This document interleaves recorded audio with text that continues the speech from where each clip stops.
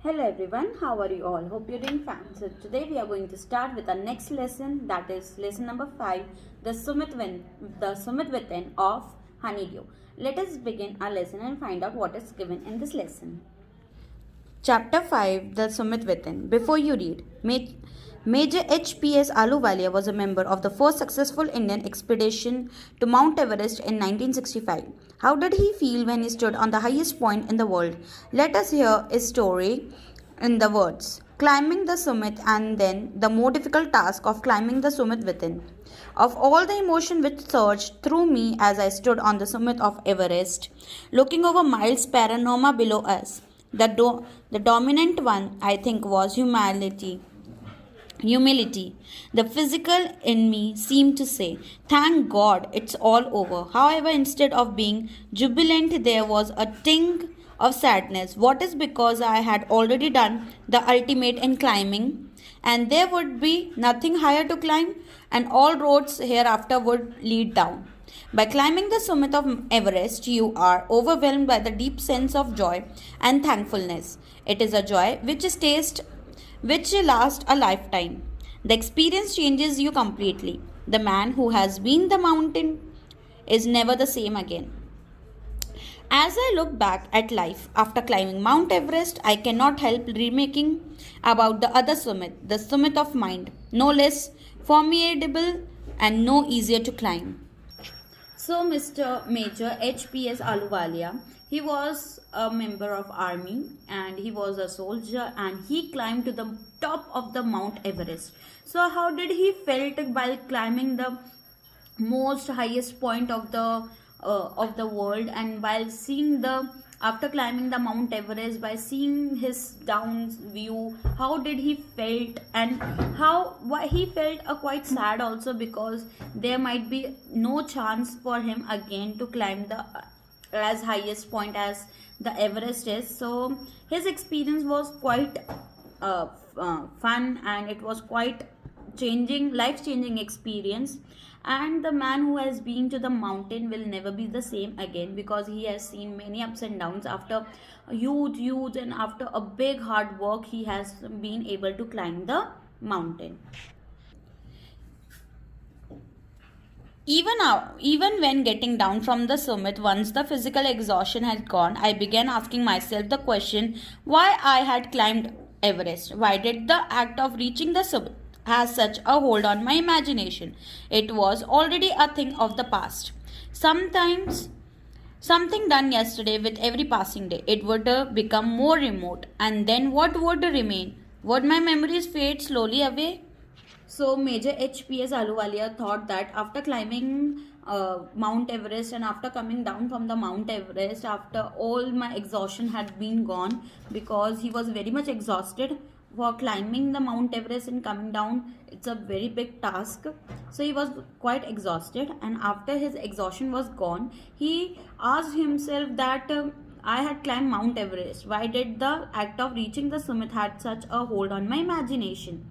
Means he had a hold on his imagination, and will this memory will fade away, or will this memory will be last with him forever?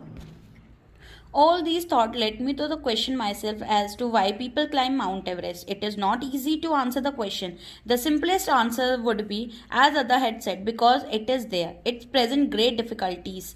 Man takes delight in overcoming obstacles. The obstacle in climbing a mountain and are physical. A climb to the summit means endurance, persistence, and willpower.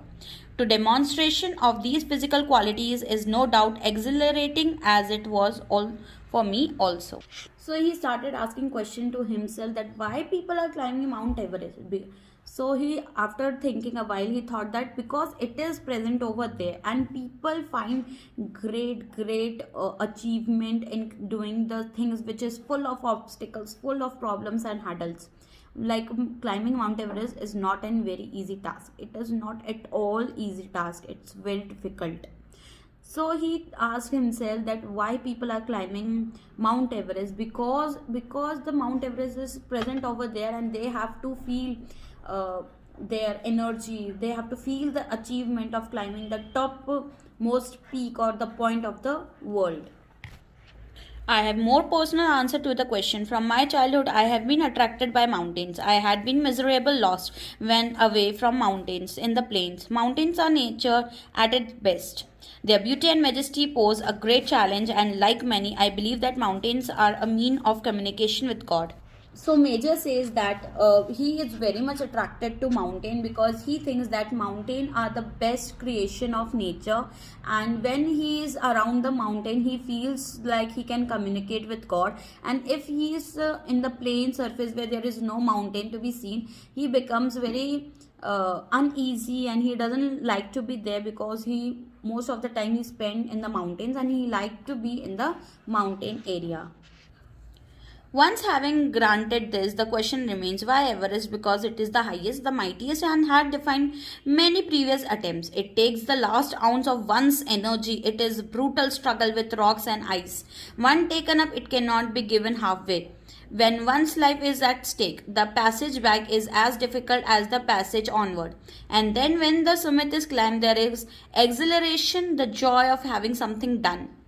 Having done something, the sense of battle fought and won. There is feeling of victory and happiness. So he asked again himself that why only the Mount Everest?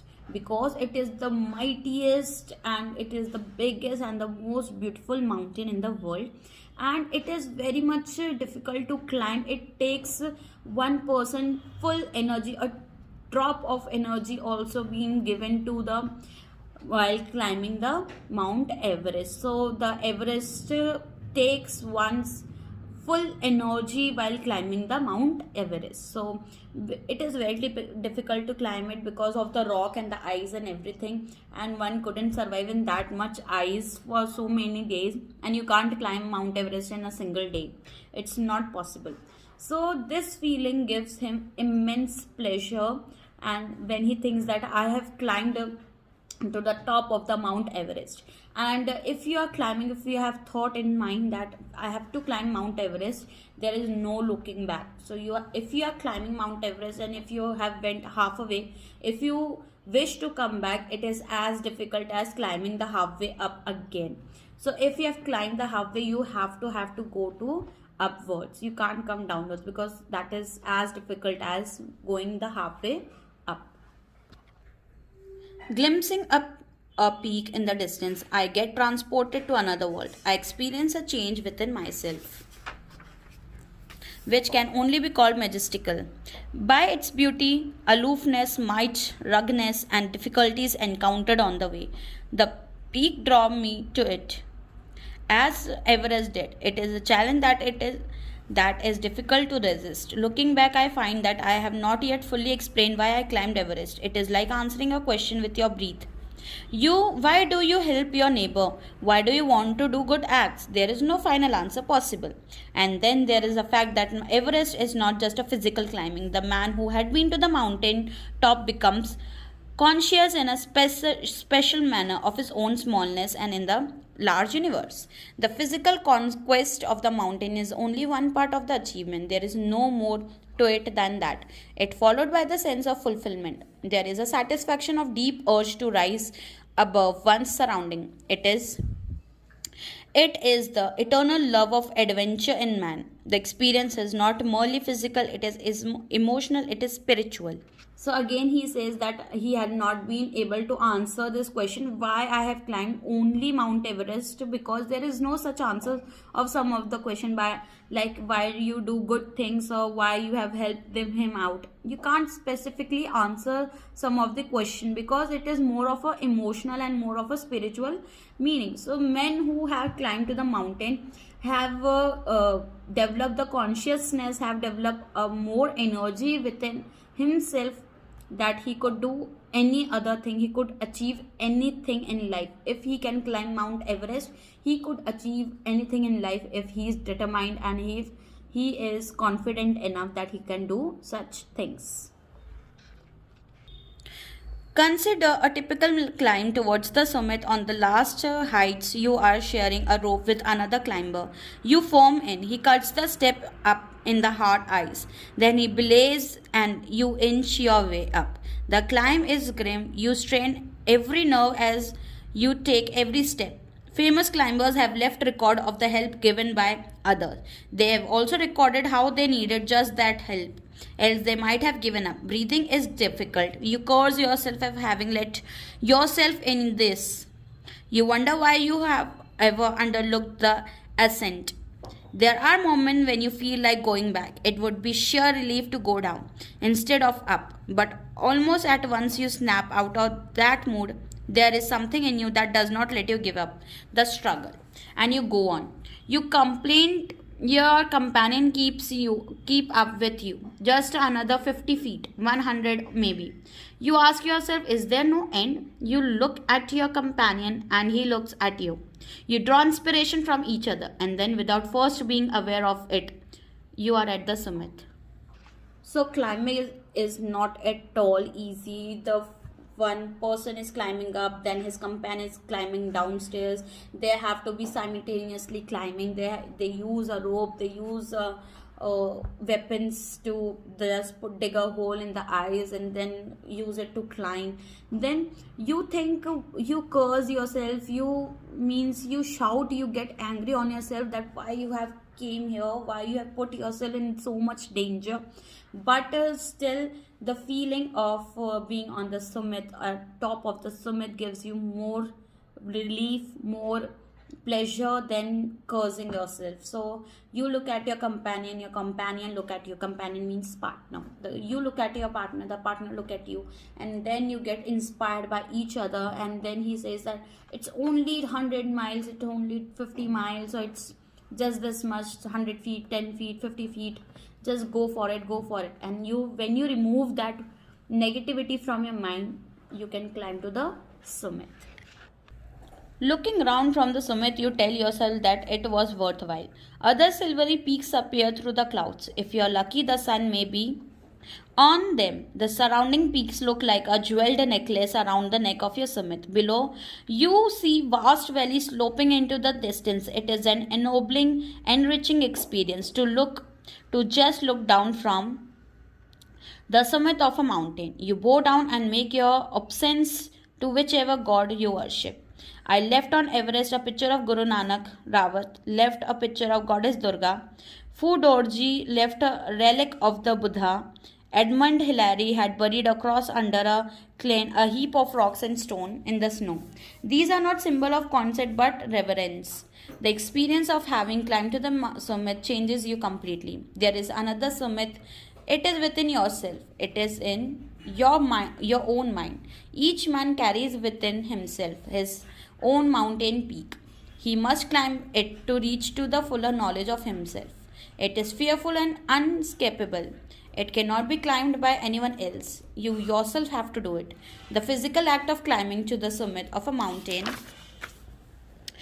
outside is akin to the act of climbing to the mountain within. The effect of both the climbs are the same. Whether the mountain you climb is physical or emotional and spiritual, the climb will certainly change you. It teaches you much about the world and about yourself. So after getting inspired by each other, they finally reach to the top, and they have prayed to God that thank you God for giving us this much energy, this much strength, so that we could have climbed to the summit. And then there is a summit which is within us, that if we overcome our fear, if we overcome our obstacles, we will reach to the success. So there were many people who worship different gods, so they have kept some of their things on the summit, like Edmund had kept a cross, and Mr. Ahluwalia have kept Guru Nanak's photograph and Mark Durga's photograph and so on. So they have kept so that they can be spiritually strong, mentally and physically strong, because something has helped them to reach this point. So Ahluwalia says that we have to also climb the summit which is within us to overcome each and every obstacle which we face in our life. I venture to think that my experience as an Everester has provided me with the inspiration to face life's ordeals resolutely.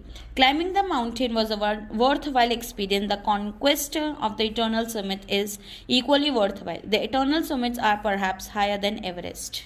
So after climbing the Everest, he himself have experienced the summit within, and he says that climbing Everest is not that much difficult as climbing the summit which is within us to overcome every obstacle. So here we have completed the lesson. Hope you have understood it. If you have any doubt, you can ask me during the doubt session. Now we will study the next lesson, and hope you are studying at your home. Complete your classwork copy and don't forget to study.